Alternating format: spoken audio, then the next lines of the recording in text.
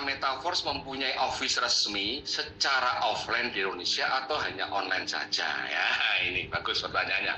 Ini betul-betul masih newbie, ya. Jadi saya sampaikan di sini Pak Kokom bahwa Metaverse itu bukan perusahaan, bukan sebuah apa ya namanya, bisnis yang secara fisikly ada kantornya, ada surat izin usahanya, ada izin beroperasinya, ada alamat resminya. Karena kita sekarang sedang mengerjakan sebuah bisnis di dalam platform yang sifatnya adalah virtual, yang sifatnya adalah abstrak. Jadi bisnis yang sedang kita kerjakan ini adalah sebuah smart contract yang banyak sekali tersusun di dalam ekosistem Metaverse.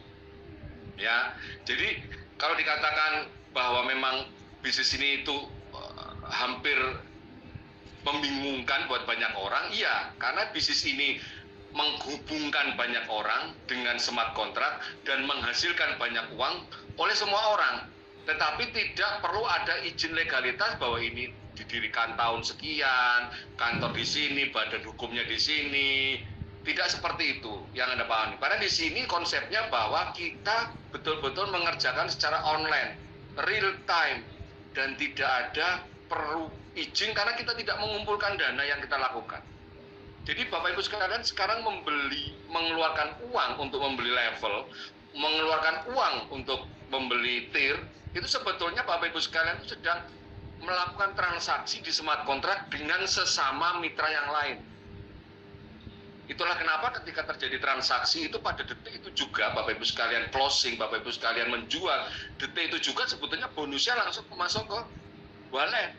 Wallet Bapak Ibu sekalian tidak tunggu atau tidak terkumpul perusahaan Metaverse, karena kita bukan perusahaan, hanya mendistribusikan transaksi dari satu wallet ke wallet yang lain dan diatur dengan algoritma oleh smart contract. Jadi pada prinsipnya di sinilah sebetulnya disebut kebebasan.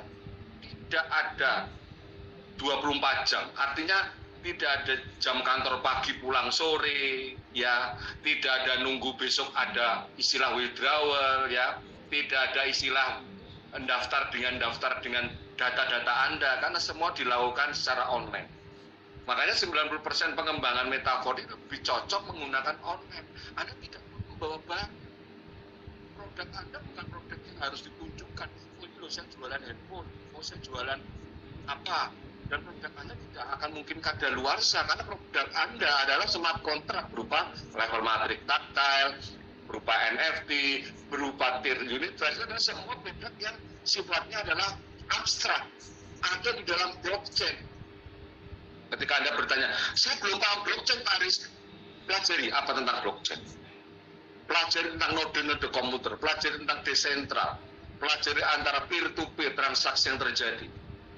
Ketika Anda sudah memahami 5 komponen dari dasar dari penyusun dari Metaverse, Anda akan tahu bahwa apa yang sedang Anda kerjakan saat ini betul-betul benar-benar tidak sama dengan apa yang sudah pernah Anda kerjakan di network marketing sebelumnya, multi level sebelumnya, ya, bisnis multi level ini, jual itu, jual ini, ya, barangnya ada kadaluarsanya, tutup poin, kemudian bonusnya juga harus nunggu nanti hari kerja, dan seterusnya dan seterusnya. Di sini tidak berlaku itu semua. Itulah kenapa Metaverse tidak bisa digugat tanda kutip atau dikenakan hukum, dikenakan sebuah regulasi oleh OJK. Karena memang OJK tidak bisa mengatur cara kerja atau mengatur smart contract di dalam blockchain. Smart contract bukan milik negara Indonesia saja.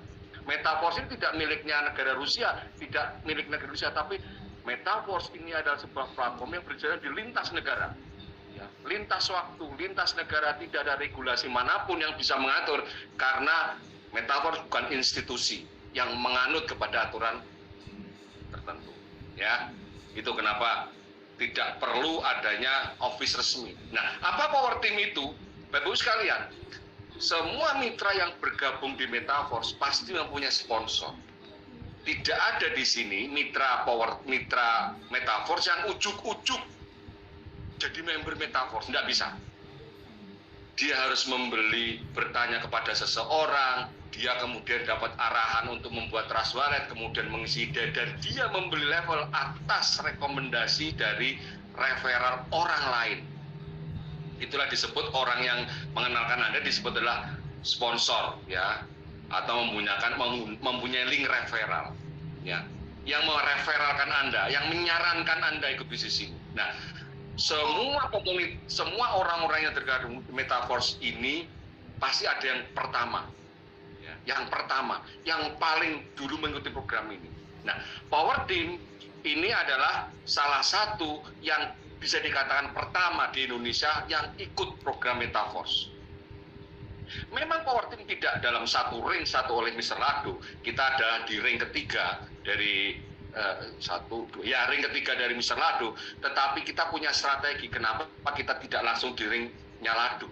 Kita punya sponsor namanya Mr. Tycoon, kita punya sponsor namanya Mr. TJ, dan barulah Mr. Lado. Karena apa? Kita ingin membesarkan Metaforce di Indonesia itu tidak langsung dengan Mr. Lado. Kita perlu mentor juga. Kita punya sponsor, punya leader dari Malaysia yang luar biasa yang kadang-kadang juga pernah mengisi acara kita. Nah, Power Team ini adalah mempunyai mitra di seluruh Indonesia yang saya nggak tahu berapa kota, berapa provinsi atau berapa ribu, tetapi intinya Power Team adalah sebuah komunitas yang tergabung di dalam ID Power Team. Nah, siapakah Power Team? Ya, ini Power Team adalah saya dan Bang Gensi. Ini adalah penggagas atau foundernya dari Power Team Indonesia. Kurang lebih begitu Pak Kokom, atau mungkin Bang Gensi mau menambahkan, silakan. Kalau tidak ya. Ya, jadi Metaverse ini pemahamannya ke DeFi ya. Jadi Metaverse ini di dalam hal office resmi atau kantor yang status legalitasnya jelas. Nah, untuk menuju ke situ kan ada namanya persyaratan. Nah, unsur pertamanya di dalam legalitas itu sendiri, di dalam pendirian office resmi atau kantor itu kan ada namanya elemen dari perusahaannya, atau mungkin ada semacam sekuritasnya untuk mengumpulkan dana, dan pastinya itu ada unsur sentralnya. Contoh misalnya kita ingin mengembangkan project network MLM, memasarkan beberapa produk dengan sistem MLM misalnya. Nah, itu perlu yang namanya legalitas. Kenapa? Karena produknya itu kita jual di market ya dengan sistem MLM tadi, kemudian orang membeli, dananya itu masuk ke arus perusahaan atau rekening perusahaan. Artinya jelas bahwa itu adalah ada dana sentral yang terkumpul, dan sistemnya juga ada yang mengatur dalam hal administrasinya, kemudian ada ownernya dan segala macamnya. Nah, hal-hal seperti itu kan pastinya itu lebih ke sentral bisnis. Nah, kalau Metaverse ini lebih ke desentralisasi sistem yang menganut ekosistem DeFi. Nah, kalau berbicara tentang DeFi itu adalah desentralisasi finance, yang mana tidak mengandung unsur sentral atau sifatnya tidak ada pengumpulan dana. Nah, teman-teman bisa mempelajari DeFi itu di internet, ada banyak contoh, misalnya pakai Swap, ya, Uniswap, yang mana itu adalah tempat kita melakukan transaksi jual beli cryptocurrency, tapi tidak ada unsur yang mengendalikan, atau dalam hal tidak ada pengumpulan dananya seperti cek central exchange seperti Binance, seperti itu, Indodax. Nah, seperti Indodax, kenapa dia harus ada legalitasnya? Karena Indodax itu ada unsur sekuritas atau pengumpulan dananya, karena dia menyediakan sebuah platform untuk transaksi dalam hal ini uang fiat di dalam ekosistem, di dalam perusahaannya mereka. Artinya ada interaksi pengumpulan dana, sistem yang diatur seperti itu. Itu wajib harus ada legalitas dan perusahaannya. Nah, kalau Metaverse ini apa? Metaverse ini lebih ke DeFi. Ya, sekali lagi saya tegaskan bahwa ini adalah desentralisasi finance. Yang mana transaksi di Metaverse ini sifatnya sebenarnya langsung, peer to peer. Cuman dibantu oleh program teknologi blockchain smart contract. Jadi interaksi kita ini dibantu oleh perjanjian menggunakan teknologi program smart contract. Logikanya kalau saya ada program Matrix, kemudian saya promosi, ada orang yang tertarik dan membeli, dalam hal ini mengaktifkan.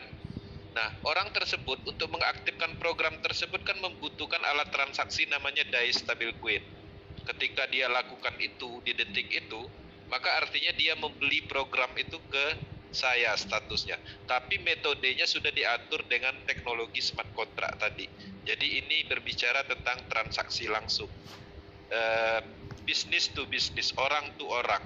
Jadi bukan orang ke perusahaan, baru dari perusahaan ke orang. Bukan seperti itu polanya. Jadi tidak ada pihak ketiganya.